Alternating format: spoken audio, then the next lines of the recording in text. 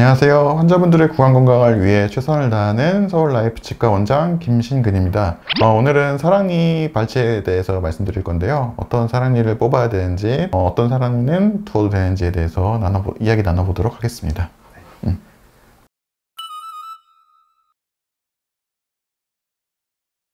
사실 사랑니라고 하지만은 원래 정식적인 명칭은 제3대구치입니다. 원래 있어야 되는 세 번째 어금니라고 생각하시면 되는데요. 현대인들이 워낙 턱도 좁아지고 음식을 이제 질기거나 거친 음식을 먹지 않게 됐기 때문에 턱이 많이 커지는 경우가 없어서 세 번째 어금니가 나는 공간이 부족해서 이렇게 치아가 누워서 나는 경우가 생기게 되는데, 이렇게 발달하는 시기가 마침 또 약간 성인에 걸쳐서 나오게 되기 때문에 사랑니라는 이름이 붙여진 거고요. 특별하게는 이렇게 누워서 나지 않고 똑바로 나는 경우에는 그냥 제3의 어금니로서 기능하는 경우도 많이 있습니다. 앞서 말씀드린 바와 같이 사랑니의 원래 명칭은 제3대구치라서 똑바로 났을 경우에는 어금니로서 기능을 하게 되고요. 그렇지 못하고 이렇게 공간이 부족해서 누워서 나게 되거나 나오지 못하고 잇몸에 매복되어 있는 경우에는 그쪽에 음식물이 쌓이게 되거나 아니면 나오는 동안에 뒤쪽에 있는 어금니의 잇몸을 자극해서 염증을 유발하게 되기 때문에 그런 경우에는 발치를 해줘야 되겠다고 할 수가 있겠습니다.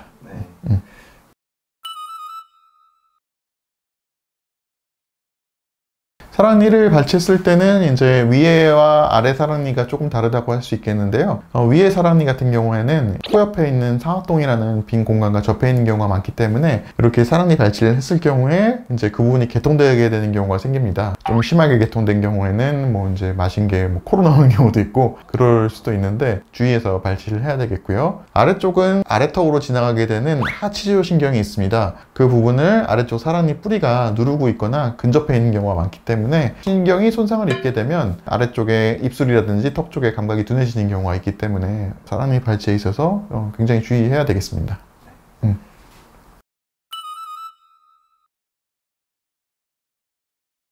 사랑니 발치를 위해서 본원에 내원하신 환자분인데요. 아래쪽에 사랑니가 누워있기 때문에 잇몸이 조금 붓게 돼서 오셨는데, 보시다시피 사랑니가 많이 누워있고 앞에 있는 치아와 공간이 좁아서 이제 음식물을 낀 거를 제거하기 힘들기 때문에 이런 경우에 어떨 때는 괜찮겠지만 음식물이 많이 끼게 된다든지 아니면 피곤하다든지 이런 컨디션이 좋지 않을 때는 잇몸이 부어오르거나 염증이 생길 때가 있습니다. 그럴 때는 이제 앞에 있는 치아 뼈라든지 뒷부분에 안 좋은 영향을 미칠 수가 있기 때문에 사랑니를 발치해야 되겠다고 할 수 있겠고요. 위에 같은 경우에도 마찬가지로 이제 잇몸에 묻혀 있는 경우에는 크게 이상이 없겠지만 바깥쪽으로 이제 사랑니가 많이 공간이 부족해서 나게 되는 경우에는 그쪽에 음식물이 쌓임으로써 염증이 생길 수 있고, 또 심한 경우에는 그쪽에서 발생한 염증이 이제 귀 쪽에 있는 턱관절 쪽으로 이어지면서 입이 잘 안 벌어진다든지 하는 악완긴급 그런 사태가 벌어지기도 합니다. 그럴 때는 사랑니를 발치해줘야 되는 케이스라고 할 수 있겠습니다.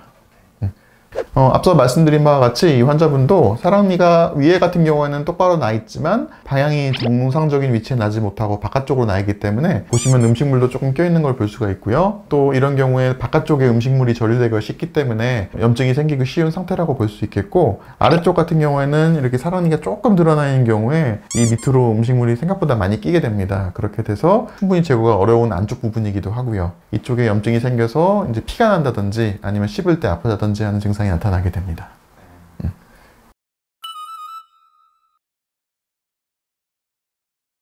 사랑니 발치를 할 때는 물어보시는 분들이 많은데 한 번에 4개를 다 뽑을 수 있겠느냐, 위아래를 다 같이 뽑을 수 있겠느냐 질문을 많이 하시는데요. 물론 한 번에 다 뽑는 것도 가능하고 위아래를 같이 뽑는 것도 가능합니다. 저희가 권유드리는 것은 보통 발치를 하실 때 위아래 같은 경우에는 이제 어차피 한쪽을 뽑게 되면 반대편으로 식사를 하시니까 위아래로 뽑는 거는 충분히 가능하다고 말씀을 드리고요. 어차피 뽑을 바에는 한 번에 뽑아서 약도 드시는 횟수도 줄이는 게 좋기 때문에 권유드리고 있고, 양쪽을 한 번에 뽑는 거는 정말 급하게 뽑아야 되는 경우가 아니고서는 많이 권유드리지는 않고요. 어디 해외에 나가셔야 된다든지 군대에 간다든지 하는 이유로 4개를 다 뽑는 환자분들도 종종 있습니다.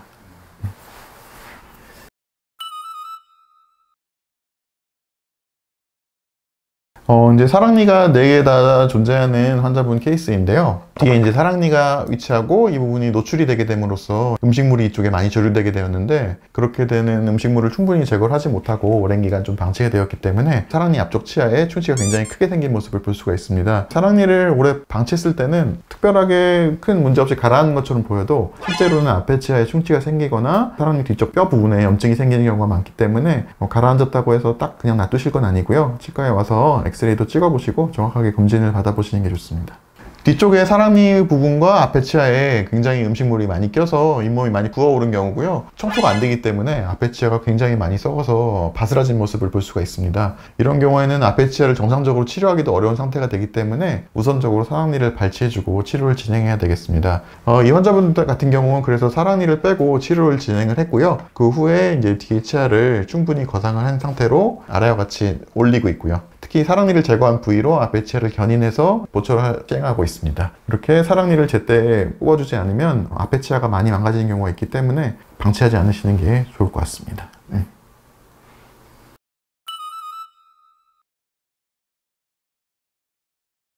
사랑니 발치는 사실 모든 분들이 다 시급하게 하셔야 되는 건 아닙니다. 완전히 뼈에 묻혀 있으신 분도 있고 사랑니가 있음으로 인해서 오히려 치조골이 오래 유지되는 경우도 있기 때문에 사랑니 발치가 필요하지 않은 경우에는 굳이 발치하실 필요는 없겠고요. 사랑니 발치가 조금 필요하다고 생각되는 부분은 사랑니가 옆으로 누워 있는데 잇몸 부분으로 좀 노출이 된 경우가 대표적이라고 할 수 있겠는데 음식물이 워낙 쌓이기 좋은 환경이기 때문에 그런 경우에는 발치를 해주시는 게 좋겠다고 할 수 있고요. 특히나 한두 번 부었다 가라앉은 경험이 있으신 분들은 자주 그런 재발을 할 수가 있는 부위이기 때문에 발치하시는 게 좋다고 할 수 있겠습니다. 또 이제 사랑니 발치를 꼭 필요로 하는 경우는 교정하시는 분들이 있겠습니다. 입이 좀 나아 보인다는 주소를 가지고 교정을 하시는 분들이 많은데 그런 경우 사랑니가 이렇게 뒤에 위치하고 있으면 충분히 뒤로 이를 밀기가 어려운 경우가 있기 때문에 미리 사랑니를 발치하고 교정을 시행하시면 더 수월하게 진행이 되는 경우가 많습니다.